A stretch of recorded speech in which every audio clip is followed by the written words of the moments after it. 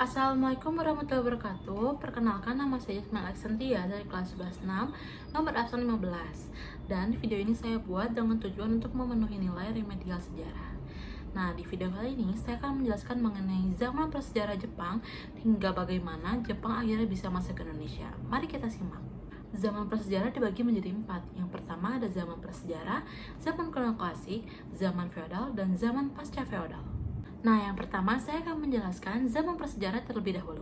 Zaman prasejarah dibagi lagi menjadi 3 zaman. Nah, yang pertama ada zaman Paleolitik yang terjadi pada 10.000 hingga 30.000 sebelum Masehi. Zaman ini juga disebut dengan zaman Batu Tua. Di zaman ini, peradaban masyarakat Jepang kuno masih sangat sederhana. Masa peradaban ini terjadi sebelum zaman logam dan aktivitasnya masih menggunakan perkakas batu yang masih kasar dan belum diasah.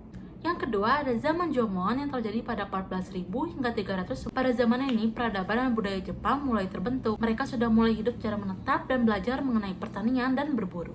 Lalu yang ketiga ada zaman Yayoi yang terjadi pada 400 hingga 250 sebelum Masehi. Pada zaman ini sudah mulai sedikit modern, di mana para masyarakatnya sudah mulai belajar mengenai menanam, menenun, dan menetap di pemukiman selama ratusan tahun. Nah, selanjutnya yang kedua, saya akan menjelaskan mengenai zaman kuno klasik. Zaman kuno klasik juga dibagi menjadi beberapa zaman.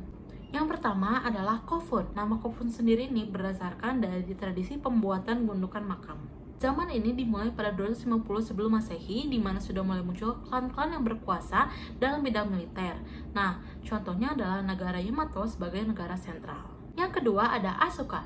Nah, disebut Asuka karena ibu kotanya bernama Asuka. Asuka termasuk ke dalam zaman klasik yang dimulai pada tahun 53 hingga 710 Masehi. Pada zaman ini juga sudah masuk agama, yaitu agama Buddha yang akan dibawa ke Baekje. Nah, Baekje ini merupakan salah satu negara di periode ketiga kerajaan Korea. Lalu yang ketiga ada Nara. Disebut Nara karena ibu kotanya dipindahkan ke wilayah Nara. Nah, di zaman ini agama Buddha sudah mulai meluas, ditandai dengan adanya kuil besar yang disebut kuil Todaiji. Lalu ada juga patung Buddha yang disebut juga patung Daibutsu. Di zaman Nara, kekuasaan tidak selalu ada di tangan kaisar, namun juga bisa di tangan shogun, bangsawan, militer, dan perdana menteri.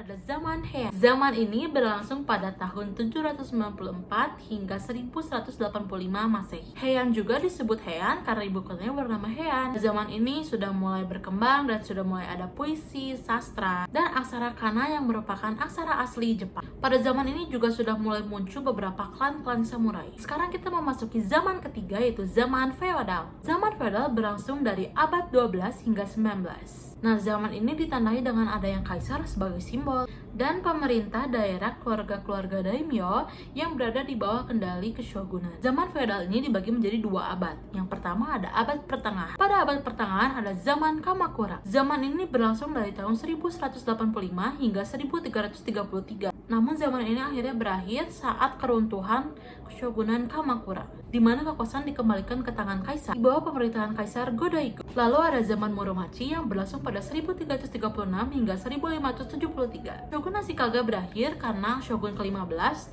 Muromachi diusir oleh Oda Nobunaga. Nah, selanjutnya kita memasuki ke abad modern. Yang pertama ada zaman Azuchi Momoyama. Zaman ini berlangsung pada tahun 1568 hingga 1600. Nah, nama zaman ini diambil dari nama istana yang menjadi markas 2 pemimpin besar, yaitu Nobunaga di Istana Azuchi dan Hideyoshi di Istana Momoyama. Lalu yang kedua ada zaman Edo. Zaman ini berlangsung dari 1603 hingga 1868. Disebut Edo karena pusat pemerintahannya ada di Edo. Yang menjalankan kekuasaan adalah Shogun Tokugawa yang didirikan oleh Ieyasu. Pada saat Shogun Tokugawa dipimpin oleh Iemitsu, ia mengeluarkan kebijakan bernama Sakoku, yaitu kebijakan politik yaitu menutup diri dari intervensi asing dalam berbagai bidang.